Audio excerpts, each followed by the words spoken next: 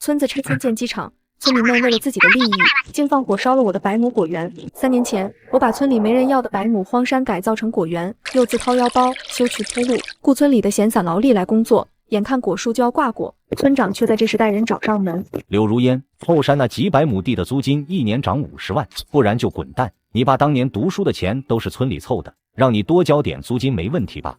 听到这话，我生气极了，但又无可奈何。好吧，我咬牙答应，想着再忍几个月就能回本。没想到村民根本不满足，第2天就把我堵在果园里。柳如烟，你雇我们干活，1天才给100，现在外面都300了，不涨工资，我们就举报，让你爸这个大学教授当不成。我忍气吞声，贷款补齐差价，以为他们会就此收敛。没想到第2天，他们竟放火烧了我的果园。看着3年的心血烧成灰烬，我也不再抱以期待，直接掏出押了1年的雇员勘察报告。赵村长，这村子恐怕拆不了了，这片地现在是省级文物保护单位。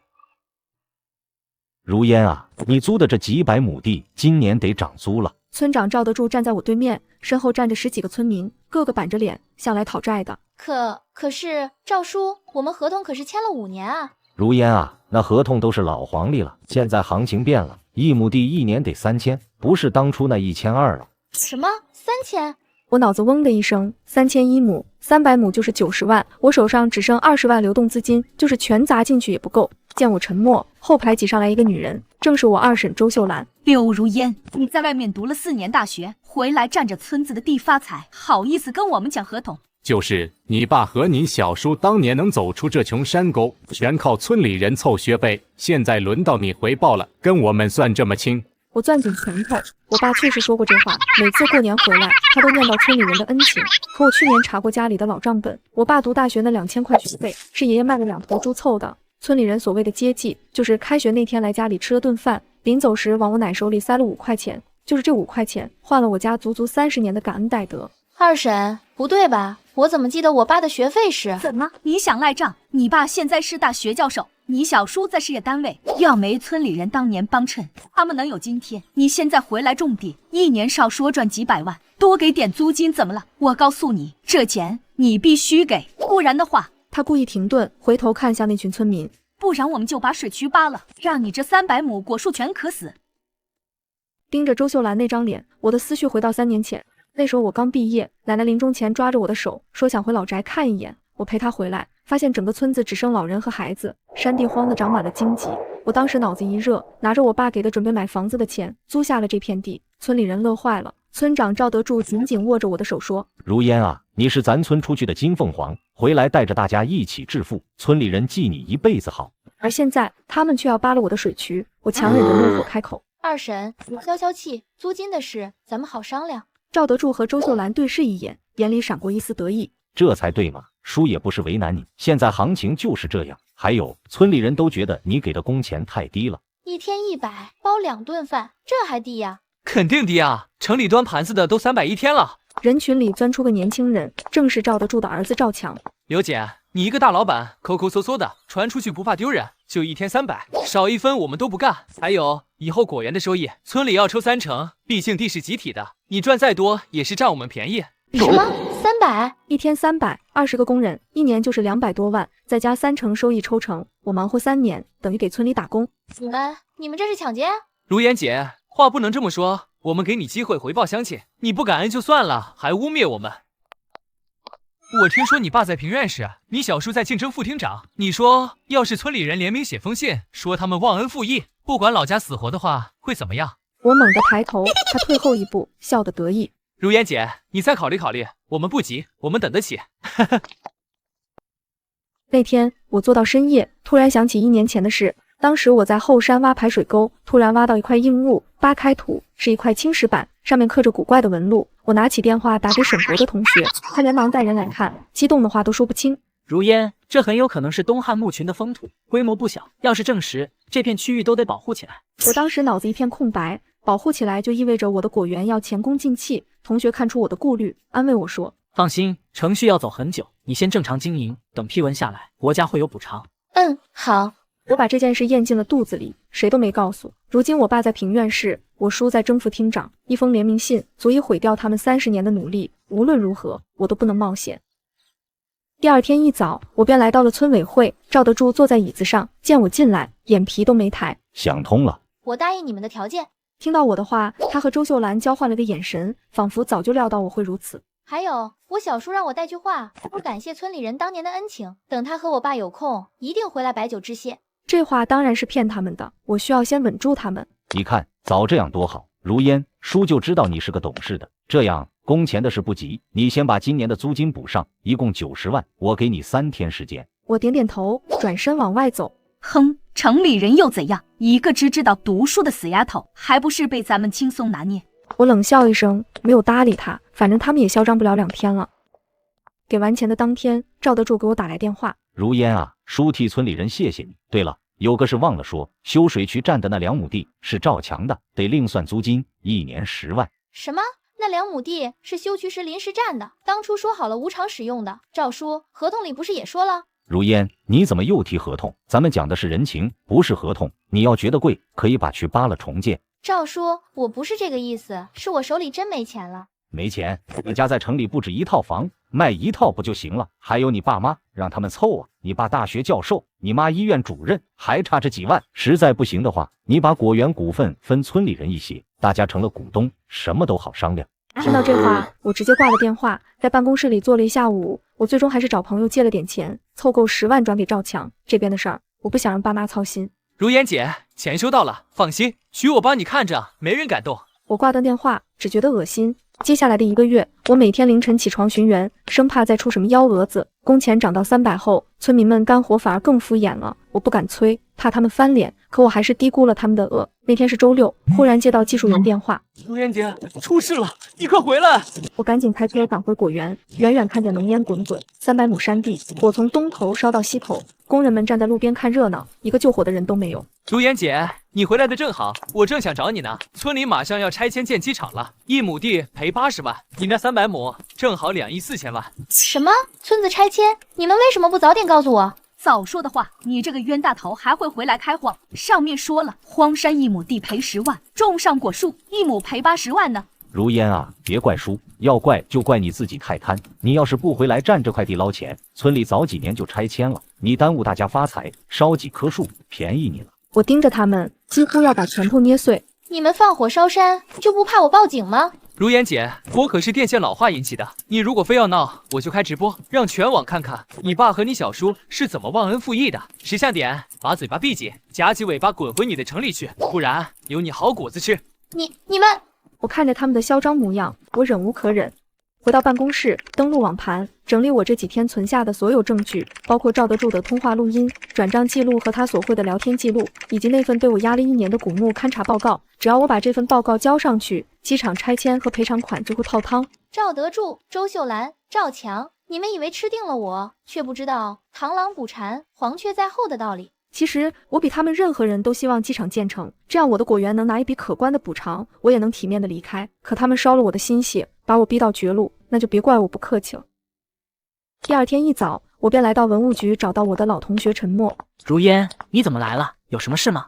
陈默，我来提交补充材料。过去3个月，我在果园周边发现的更多遗迹线索，还有就是我希望加快审批流程。加快？之前不是你一直拖着，说等果子收了再公布吗？唉，果子没了。我平静地把这些天发生的事情全告诉了他。陈默看着我，欲言又止。如烟，审批最快要2周，你也别太难过了，我会尽力帮你的。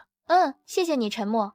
说完，我转身往外走。陈默突然开口：如烟，报告一旦公示，你就成全村公敌了，你想清楚。我明白，但从他们变着法算计我那天起，他们早就是我的敌人了。我刚回到办公室，赵德柱的电话就打了过来，说拆迁款的事有眉目了，让我回村委会详谈。村委会里，赵德柱在主位，周秀兰站在他旁边，还有几个村里说得上话的老人围坐一圈，跟开什么重要会议似的。如烟，你来了，坐。叔今天叫你来是好事。我找个位置坐下，也没吭声。拆迁的事基本定了，机场选址就在咱们村这片，下个月评估组就下来。哦，是吗？那恭喜村里了。同喜同喜，如烟啊，你那果园虽然烧了，但地还在，赔偿款1分不会少。是吗？那挺好。好是好，可有个事儿，叔得跟你商量商量。有什么难处？赵叔您说。是这样的，上面给的赔偿标准，荒地和果园不一样，荒地1亩10万，果园1亩80万。这个我知道。可问题是，这果园地是村里的，你只是租户，这赔偿款怎么分？上面具体可没说。哦，那村长你想怎么样？柳如烟，咱们打开天窗说两话。你那果园，村里人觉得赔偿款应该全归村里。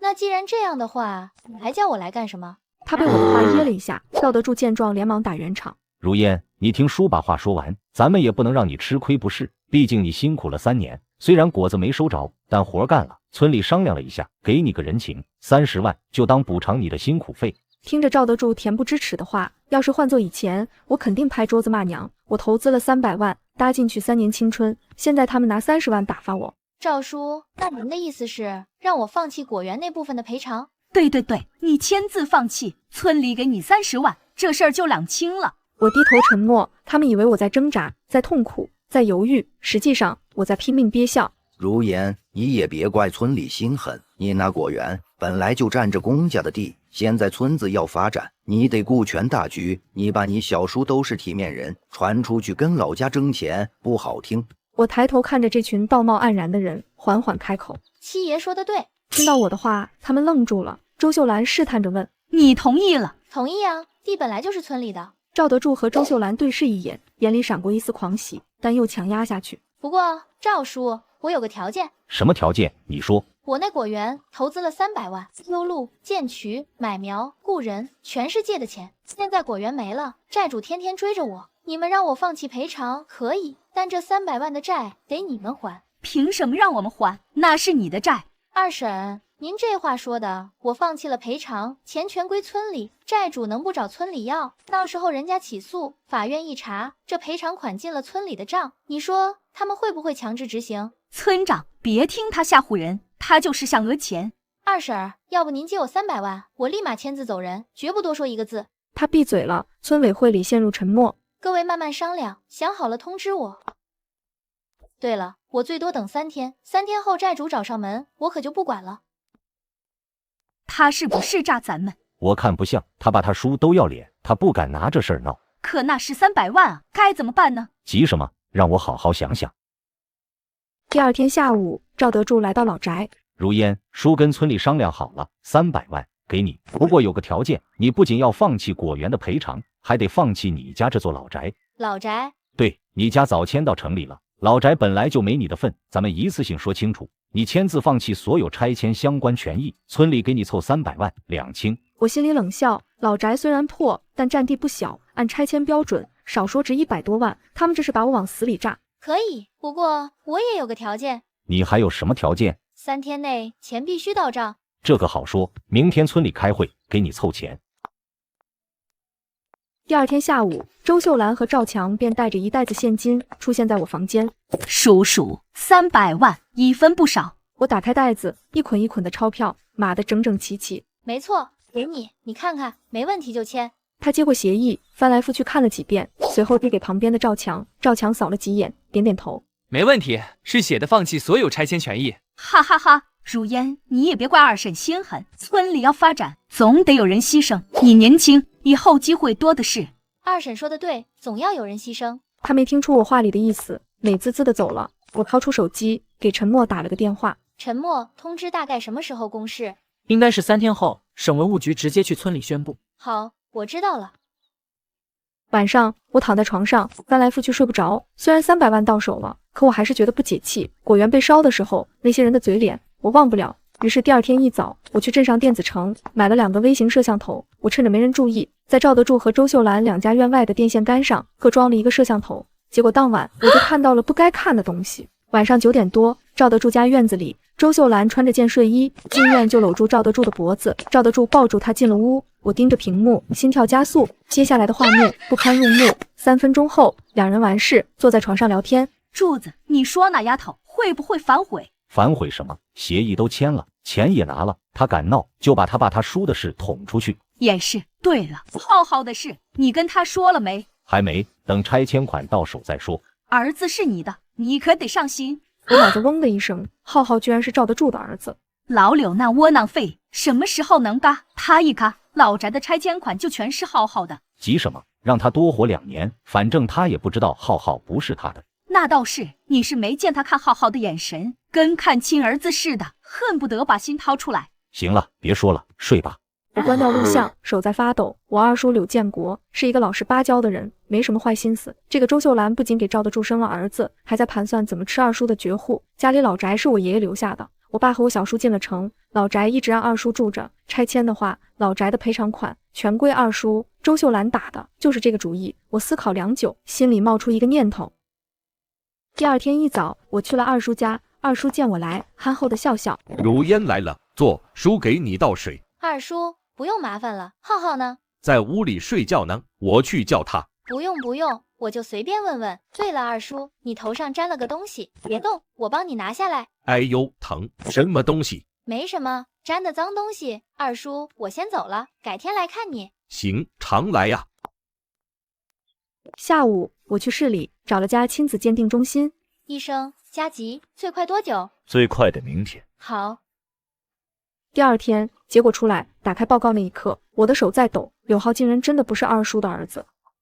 第4天上午，省文物局的车开进了村子，陈默带着一帮人在村委会门口贴了告示。蔡徐村后山区域发现大型东汉墓群，经省文物局研究决定，即日起启动文物保护程序，冻结该区域所有建设开发活动，原定机场选址另行规划。村民们围成一圈，盯着那张告示，半天没人说话。赵德柱挤进去，看了几行，脸刷得白了。同志，这什么意思？意思就是村子不拆了，机场不见了，拆迁款没了。话音刚落，轰的一声，人群炸了。是不是搞错了？我们村哪来的古墓？不能拆了，那我们怎么办？同志，你开玩笑的吧？拆迁是省里定的，你们文物局凭什么拦着？就凭文物保护法，这片墓群是省级重点保护单位，谁敢动，谁坐牢。不可能，我们村穷了几辈子，哪来的古墓？你们肯定搞错了。搞没搞错，你说了不算。那片山坡就是墓群的核心区，1年前我们就勘察过了，确认无疑。人群静了一瞬，然后齐刷刷看向我。是你报上去的？你个丧门星，你毁了我们全村，你不得！刘如烟，你是不是早就知道？你故意签协议，故意拿我们的钱，你算计我们？赵叔，您这话说的，协议是你们让我签的，钱是你们主动给的，我算计你们什么了？你。村长，你不是说拆迁板上钉钉吗？怎么冒出个古墓？1年前就勘察了，村长你怎么不知道？该不会是你们合起伙来骗我们吧？放屁！我怎么可能跟他合伙？我巴不得拆呢。大家别听他挑拨，他就是故意害咱们。他爸他叔肯定有内幕消息。对，你个城里人，回来就没好事。赔我们拆迁款，把300万吐出来。他们围上来，七嘴八舌的骂，有人还准备动手。你们干什么？想动手吗？动手怎么了？他坑了我们全村，打他都是轻的。够了！就在这时，一个声音响起：“丫头，你跟七爷说实话，你是不是早就知道不能拆？”七爷，古墓是我发现的，报告是我提交的，但您知道我为什么现在才交？他没说话，静静看着我。因为我是被逼的，我签了5年合同，村长逼我涨租，我给工人1天100，你们嫌少，要300，我答应了，又逼我分股份，我咬牙忍了，结果你们放火烧了我的果园，你们拿着我的钱，喝着我的血，还想让我笑着祝福你们发财，做梦！人群沉默了，有人开始嘀咕：放火的事，我听说是赵强干的；村长收钱的事，我也听说过。那丫头也是可怜，3年心血，一把火烧没了。各位，有句话我本不该说，但今天必须说清楚。古墓发现至今整整1年，这1年里，如烟无数次来省城，但每次来，他都说同一句话：再等等，再等等。这是为什么？因为他想着等果子收了，让大家多拿1份钱。可你们呢？你们烧了他的果园，逼他走投无路，他才把报告交上去。毁了这个村的不是他，是你们自己。全场死一般的寂静，赵德柱的脸红一阵白一阵，周秀兰张了张嘴，说不出话。行了，300万我拿了，协议我签了，从今天起，我跟这个村没任何关系。站住！你一走可以，那300万必须还回来，不然没完。周秀兰，本来想放过你的，结果你自己送上门，那就别怪我了。二婶，你把自己的屁股擦干净了，再来操心村里的事儿吧。浩浩不是二叔的儿子这件事，您打算瞒到什么时候？